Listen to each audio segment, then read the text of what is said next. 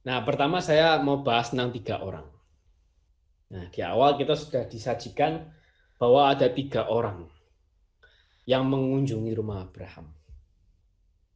Nah, ini ayatnya dari ayat kedua. Ketika ia mengangkat mukanya, maksudnya Abraham mengangkat mukanya, ia melihat 3 orang berdiri di depannya. Sesudah dilihatnya mereka, ia berlari dari pintu kemahnya, menyongsong mereka lalu sujudlah ia sampai ke tanah. Nah, pertanyaannya, siapa 3 orang ini? Siapa 3 orang ini? Kita kok sebagai orang Kristen terus baca baca perikop ini kan, wah ada 3 orang, terus ternyata Tuhan gitu kan dengan mudah sekali kita langsung menganggap, wah ini Trinitas nih kan begitu ya. Kalau kita sebagai orang Kristen ya. Nah itu juga salah satunya. Tapi kita coba lihat dari konteks tekstualnya, dari teksnya, gitu ya. Sebenarnya 3 orang ini siapa? Nah coba kita lihat, ya. Nah pertama, ini ayat 22. Lalu berpalinglah orang-orang itu dari situ dan berjalan ke Sodom. Tapi Abraham masih tetap berdiri di hadapan Tuhan. Nah mungkin kalimat ini dari terjemahan baru mas nggak terlalu jelas ya. Saya kasih terjemahan bahasa Indonesia sehari-hari atau bahasa Indonesia masa kini. Ya. Lalu 2 di antara tamu-tamu itu berangkat menuju ke Sodom. Tapi Tuhan masih tinggal dengan Abraham. Atau dalam versi bahasa Inggrisnya Yahweh remain in Abraham's presence gitu. Jadi dari teksnya ternyata dari 3 ini satunya tuh Tuhan. Gitu ya. Satu Tuhan. 2-nya bukan. Nah, ini kita lihat dari teksnya ya. Pertama kita mau bahas dari teksnya. Ternyata satunya Tuhan, ini udah jelas di sini. 2 pergi ke Sodom. Nah, Tuhan masih tinggal. Jadi salah satunya Tuhan ternyata. Lalu 2-nya ini siapa? Nah, 2-nya ini kita temukan di pasal 19. Kedua malaikat itu tiba di Sodom. Pada waktu petang, Lot sedang duduk dan sebagainya macamnya. Jadi, ternyata dari teksnya, satu ini Tuhan, atau Yahweh itu tadi, 2 ini malaikat. Ya, itu dari konteks teksnya. 3 orang itu satu Tuhan, plus 2 malaikat. Nah, gitu ya. Itu pertama dari teksnya. Lalu kita coba lihat tafsiran. Ya, kira-kira ada tafsiran seperti apa yang muncul terhadap teks ini. Ya. Pertama. Nah, ini dikatakan begini, beberapa orang menganggap bahwa salah satu dari mereka adalah anak Allah yang dipuja Abraham dan yang memiliki seluruh otoritas utama. Nah, dari tafsiran ini kita bisa dapat apa? Oh, maaf ya. Dari tafsiran ini kita bisa dapat apa? Satu anak Allah dan 2 malaikat. Kira-kira gitu ya. Tuhannya tadi itu anak Allah. Oh, ini anaknya Mas Hardinewa. Selamat mendengarkan. Ya, kamu akan menjadi pilar-pilar bagi bangsa ini. Nah, satunya tuh anak Allah, atau dengan kata lain Yesus sebenarnya, dan 2-nya malaikat. Jadi menurut tafsiran ini yang dikatakan Tuhan itu lebih spesifiknya adalah Yesus. Gitu ya. Nah, tafsiran yang lain. Nah, ini para bapak gereja. Nah, ini baru tadi ya tentang Trinitas. Para bapak gereja serta ikonografi timur menunjukkan bahwa ketiga sosok itu mungkin merupakan manifestasi dari Trinitas. Nah, ini seringkali kita sebagai orang Kristen menafsirkan demikian. Bahwa 3 orang ini adalah sosok atau manifestasi atau figur dari Trinitas. Maka kita bisa simpulkan begini. Pertama dari teksnya, maksud 3 orang ini itu satu Tuhan dan 2-nya malaikat. Nah, menurut salah satu tafsiran, yang Tuhan yang dimaksud adalah lebih tepatnya Yesus. Jadi satu Yesus dan 2 malaikat. Kenapa begitu? Karena Tuhan yang menjelma menjadi manusia adalah Yesus. Kan gampangnya begini. Jadi sangat mudah sekali ketika Tuhan yang berbentuk fisik itu lebih erat dikaitkan dengan Yesus. Nah, lalu tafsiran yang ketiga yang lebih sering dipakai sama kebanyakan orang Kristen adalah ini. 3 orang ini adalah figur Trinitas. Gitu ya. Nah, saya mau bahas sedikit tentang Trinitas ya. Saya mau bahas sedikit tentang Trinitas. 2 minggu lalu kita sedikit bahas tentang agama Islam. Gitu ya, 2 minggu lalu kita sedikit bahas tentang agama Islam. Dan sampai sekarang, maaf, 2 minggu, ya. Dan kesimpulan dari 2 minggu yang lalu, dari minggu lalu dan 2 minggu yang lalu, bahwa menurut Gereja Katolik, Allah yang disembah dengan sama orang Kristen dengan Allah yang disembah sama orang Islam ternyata sama. Tapi konsep kealahannya yang beda. Gitu ya. Dan kita meski kenalkan konsep kealahan ini kepada mereka yang belum mengenal. Gitu ya. Nah, saya mau katakan begini. Saya mau bilang begini. Konsep Trinitas itu konsep ketuhanan yang paling detail yang pernah diterangkan. Sekali lagi, konsep Trinitas adalah konsep ketuhanan yang Maha Esa yang paling detail yang pernah diterangkan. Ya, teman-teman atau Bapak Ibu, mungkin kita kalau punya teman yang mungkin mereka beragama Yahudi atau mungkin Islam, coba aja tanya ke mereka. Tuhanmu tuh kayak gimana sih? Tuhanmu tuh siapa? Tuhanmu tuh apa? Tuhanmu tuh bagaimana? Tanya aja coba ke mereka. Saya cukup yakin kira-kira jawaban mereka kira-kira itu seperti ini. Ya Tuhanku itu Tuhan yang maha besar. Allahu Akbar. Itu Tuhan yang maha besar. Menciptakan seluruh alam semesta, mengatur seluruh alam semesta, berkuasa untuk seluruh alam semesta. Selesai. Cuma gitu aja. Bandingkan dengan konsep Trinitas. Ya. Saya mau kasih tahu sedikit. Ini supaya kita bisa dengan mudah menjelaskan konsep Trinitas kepada mereka yang belum mengenal ya. Bandingkan dengan konsep Trinitas. Saya kok ditanya, Tuhanmu itu apa? Tuhanmu itu siapa? Tuhanmu itu bagaimana? Gitu ya. Nah, ini ya, mereka juga bilang bahwa Tuhan mereka berupa zat gitu ya. Nah, zat itu nanti dalam mereka ada tafsiran sendiri, tetapi saya belum pelajari sampai ke sana. Nah, kalau saya ditanya begitu, Tuhanmu itu apa? Tuhanmu itu siapa? Tuhanmu itu bagaimana? Saya akan jawab begini. Tuhanku itu Tuhan yang maha besar. Allah yang maha kuasa, El Shaddai. Allah yang maha besar, Allahu Akbar bahasa Arabnya. Yang menciptakan seluruh alam semesta. Yang berkuasa untuk seluruh alam semesta, bertahta di surga. Tapi ya, bertahta di surga dan dia begitu mengasihi kita, dia tuh mau kita panggil Tuhan itu Bapa. Karena apa? Karena Tuhan tuh mau dekat sama kita. Maka Tuhan mau kita panggil dia Bapa. Dan saking kasihnya sama kita, saking pinginnya dia dekat sama kita, melalui firman-Nya menjelma jadi manusia. Ya, yang adalah Yesus atau disebut juga Putra Allah. Allah Putra atau anak Allah atau putra Bapa. Ya. Itu ya. Saking dia pengen deket sama kita, melalui firman-Nya menjelma jadi manusia.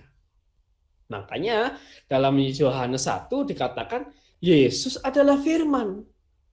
Dan di Al-Quran juga dikatakan yang sama. Isa Al-Masih adalah kalimatullah atau firman Allah. Gitu ya. Kalau kita menjelaskan kalimatullah ya gampang. Kalimatullah itu siapa? Ya Allah sendiri. Firman Allah itu siapa? Ya Allah sendiri. Contoh sederhana gini, ketika saya ngomong, gitu ya, jangan saya kasih contoh yang mungkin lebih ini ya, lebih enak. Ketika teman-teman Bapak Ibu nonton YouTube misal, nonton YouTube dengerin lagu Bon Jovi misalnya gitu ya, dengerin lagu Bon Jovi ini, wah itu lagu Bon Jovi, dengerin keras-keras. Nah terus ditanya sama teman sama keluarga, kamu lagi dengerin apa? Lagi dengerin siapa? Kita pasti jawab apa? Dengerin Bon Jovi, kan begitu. Ini lagunya Bon Jovi. Padahal sekalipun suara Bon Jovi itu sudah menjelma jadi bentuk digital yang dikirim melalui internet dan keluar dari laptop kita. Tapi kita nggak bilang, oh aku lagi dengerin laptop. Enggak. Lagi dengerin Bon Jovi. Sekalipun hanya mendengarkan suaranya Bon Jovi. Tapi suaranya Bon Jovi adalah Bon Jovi sendiri gitu. Ya kayak teman-teman Bapak Ibu. Dengerin saya. Kan bukan dengerin laptop gitu. Tapi dengerin Albert kan begitu. Sekalipun hanya suara saya yang Bapak Ibu dengarkan. Saya nggak bersama dengan Bapak Ibu sekarang. Nah kira-kira sama kayak gitu. Firman Allah itu siapa? Ya Allah sendiri. Firman Allah itu siapa? Ya Allah sendiri. Sederhana. Gitu ya. Tapi dalam tafsiran Islam, kalimatullah itu punya tafsirannya sendiri. Tidak ditafsirkan sama seperti kita menafsirkan kalimatullah, seperti kita menafsirkan firman Allah. Ya. Nah, tadi ya, saking dia pengen dekatnya sama kita, melalui firman-Nya menjelma jadi manusia. Nah, ketika dia menjelma menjadi manusia, Tuhan itu berbela rasa sama kita. Jadi Tuhan itu pengen merasakan apa yang kita rasakan.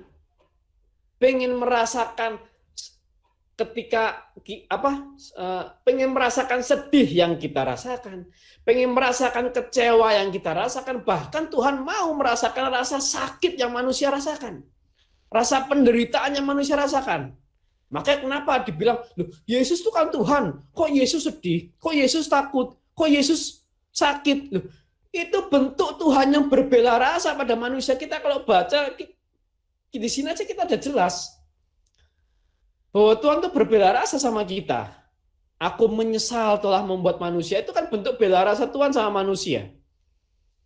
Aku menyesal. Aku merencanakan untuk menghancurkan kota ini. Itu kan bentuk, itu nanti kita baca di Perjanjian Lama. Itu bentuk bela rasa Tuhan pada manusia. Dan puncak bela rasa Tuhan kepada manusia ada dalam diri Yesus. Dan bukan cuma itu.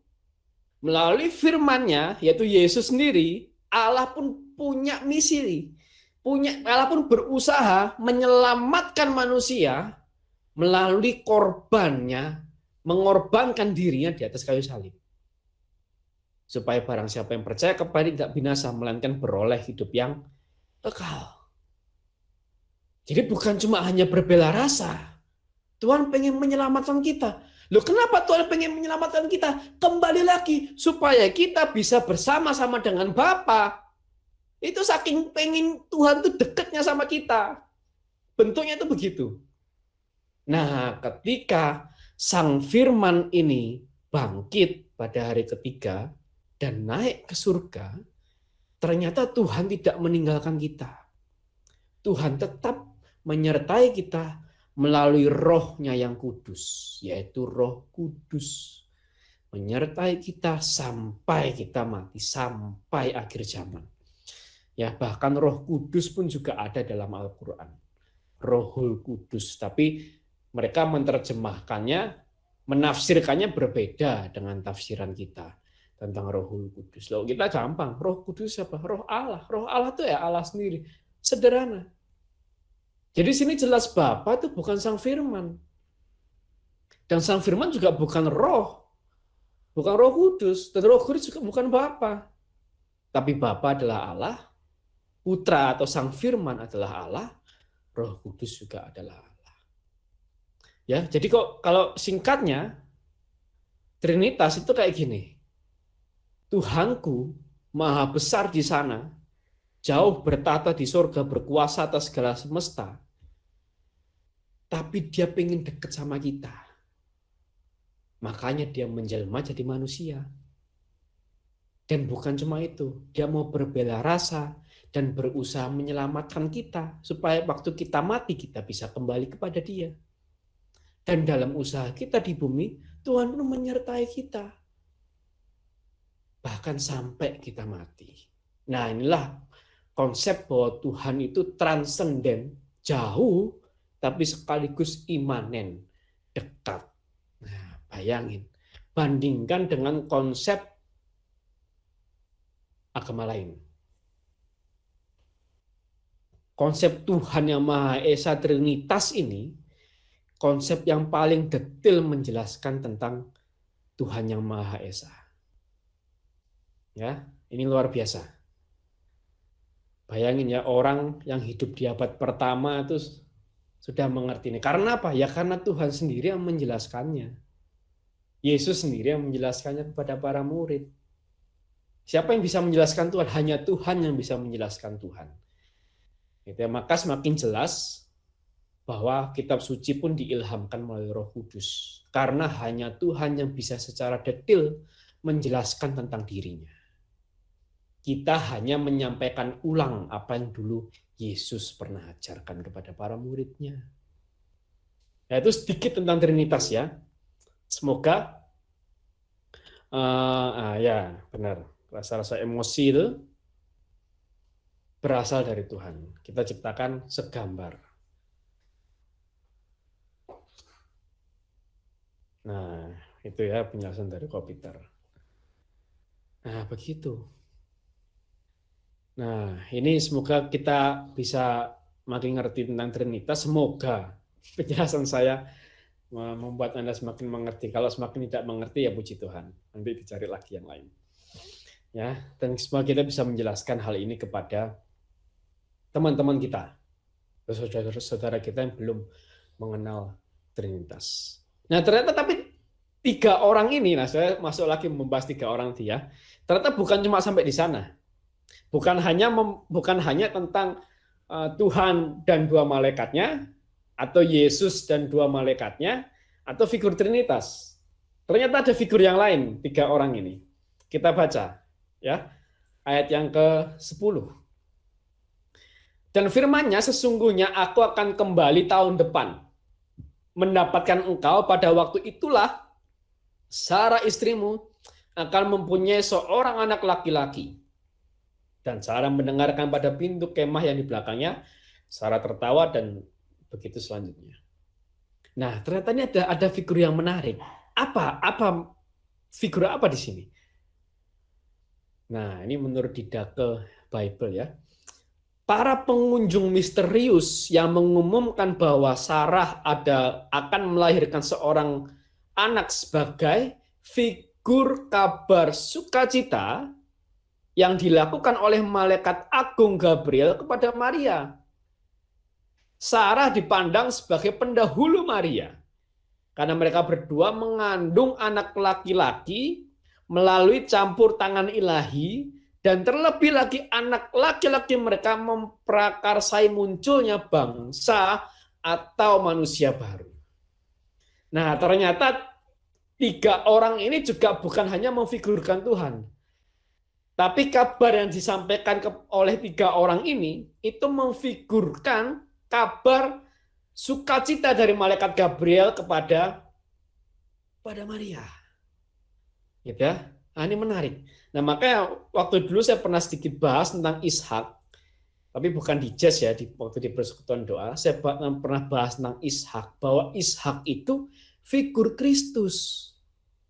Jadi nanti waktu kita masuk bahas Ishak, kita akan lihat itu secara detailnya bagaimana. Kenapa Ishak itu figur Kristus? Maka dalam konteks ini ternyata Sarah ini figur Maria. Dan 3 orang ini figur malaikat Gabriel yang akan menyampaikan kabar kemustahilan atau kabar sukacita itu, tentang hal yang mustahil itu kepada Maria.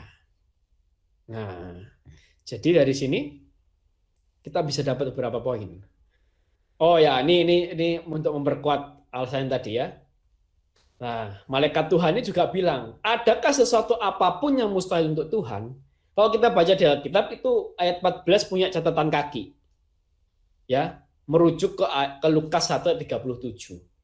Sebab bagi Allah tidak ada yang mustahil. Kita kalau baca di Alkitab ini, Alkitab kita yang biasa terjemahan baru, itu di ayat ke-14 itu punya catatan kaki.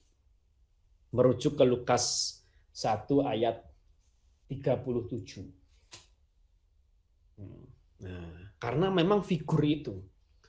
Katekis, saya kutip dari Katekismus Gereja Katolik nomor 2571. Lawatan yang penuh keajaiban di Mamre ini adalah satu pengantar untuk pengumuman putra perjanjian yang benar.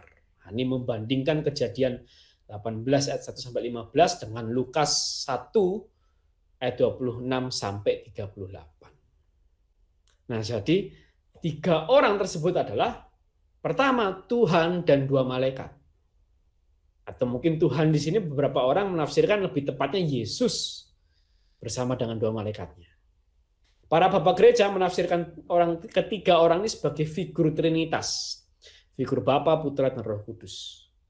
Dan ternyata kabar yang disampaikan oleh 3 orang ini itu sebagai figur kabar sukacita dari malaikat Gabriel kepada Maria. Nah, itu tentang 3 orang.